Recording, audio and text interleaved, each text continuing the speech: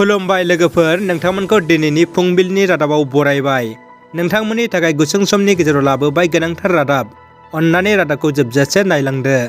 गिबि खौराङाव दङ, सालबारि दखरा एबसुआ मेट्रिक आनजाद होगिरि फरायसाफोरखौ नखर नखर थांना खौरां लाहैदों।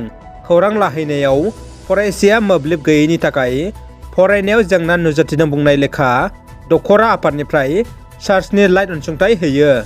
बिटिआरनि एम दावबायसा बर'आ एमजि एनरेगानि जोहै टटलापारा पिस्टिसनि सिङावहाय दाब दाब जायगायाव बायदि रोखोमनि खामानि मावफुंनो थाखाय अन्थाइ खाम्फा गायसनना खामानिखौ मावफुंनो बेखेवना होयो। मैया उदालगुरि जिल्लानि बाथौ महासभानि गेवलां जथुमा जानानै थांबाय। गेवलां मेलखौ बेखेवना होयो बिटिआरनि चिफ प्रमद बर'नि बिसि मुस्लिमा फारुल फरालि बर'आ।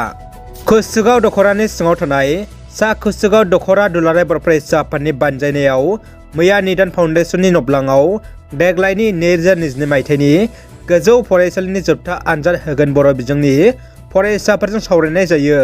बे हाबाफारियाव क'क्राझार जिल्ला दुलाराय बर' फरायसा आफादनि सोलोंथाइ नेहाथारि मुस्रि जांगिला औवारि आरो सुबुं फोनांजाब नेहाथारि हांगामा नार्जारि आरो कुसुगाव दखरा दुलाराय बर' फरायसा आफादनि आफादगिरि मुस्रि रातिया बसुमतारिजों लोगोसे सोलोंथाइ नेहाथारि प्रफुल्ल नार्जारि बिथांमोनाबो बाहागो लायो। दानिया फैदो गुबुन मोनसे खौराङाव। देंखोनि रानि भारत रत्न लता मंगेशकारनि रुंसारि गोथै सोलेरखौ मैया मुम्बाइआव जोबथा बिदाय होबाय। बिदायनि जोबथा बुब्लियाव हादरनि गाहाय मन्त्रि मानगोनां नरेन्द्र मदिया जोबथा बिदाय होना बिबार बावो। देंखोनि रानि रुंसारि लता मंगेशकारनि रुंसारि जालांनायनि थाखाय भारतनाङै मैया आरो दिनै साननै दुखुनि सान फोसावदों आरो फालिदों।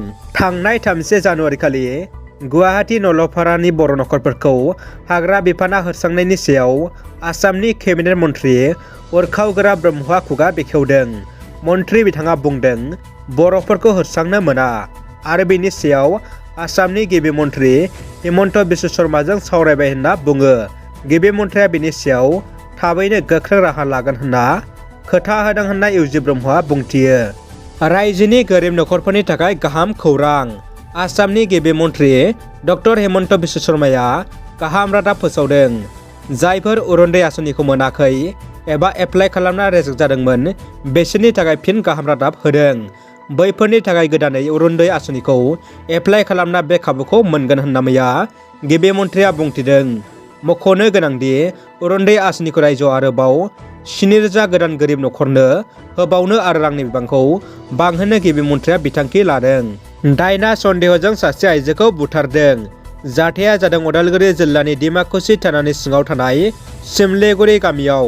सुलुंनि बायदिब्ला नखराव लोमजाबाय थानायनि थाखाय दायनानि सन्देहआव नखरनि सुबुंफोरानो अजा फुलमती गर मुंनि 55 बोसोरनि सासे आइजोखौ बुथारदों। दा बुथारनाय जाथायजों लोब्बा थानाय नखरनि सुबुंफोरखौ पुलिसा हमना लांबाय। गुवाहाटी नलपारायाव हाग्रा बिफानजों होखारजानाय दुखुथिया बर' फिसाफोरखौ मिरु लाइमोन इउपिपिएलनि आफादगिरि समनाथ नार्जारिनि लिरनायाव मोनसे हान्जाया मैया खौरां लाहैदों। खौरां लाहैना समनाथ नार्जारिया गावसोर जाखिनि हायो अनसुंथाइ होदों आरो फैबाय थानाय समाव जाखिनि हेफाजाब होनो हायो होगोन होनना फोरमायो। दानिया फैदो जोबथा खौराङाव। मुलुगसोलोंसालिनि फरायसाफ्रा बर' हारि दानायाव गोख्रों बिफाव लानांगौ बुंदों खनेन्द्र बसुमतारिया। गुवाहाटी मुलुगसोलोंसालि एबसुआ गोजाम मावफुं आफादखौ सिफायनानै गोदान मावफुं आफादखौ दाफुंनानै लायो। गेवलां मेलाव गाहाय आलासि महरै बाहागो लायो मेरु एबसुनि गाहाय नेहाथारि खनेन्द्र बसुमतारिया। गाहाय आलासि महरै बाहागो लानानै मुलुगसोलोंसालिनि साफ्रोमबो फरायसाफोरखौ बर' हारि दानायाव गोख्रों बिफाव लानांगौ होननानै बुङो। साफ्रोमबो फरायसाफोरा गुन गोनां सोलोंथाइ लानानै बिटिआर हालामनि मोनफ्रोमबो मुलुगसोलोंसालि फरायसालिमा फरायसालि आरो गुबुन गुबुन मावख'फोराव गुबुन हारिफोरनिख्रुइ बांसिन हारनि खामानि मावनांगौ होननानै बुङो।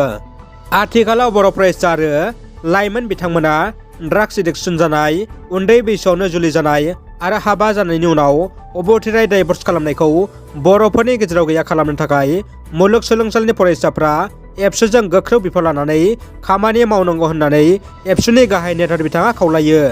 रादाबा एसेनोसै लोगोफोर। रादाबखौ जोबजासे नायनायनि थाखाय गासैनिसिमबो गोजोननाय बावहरबाय।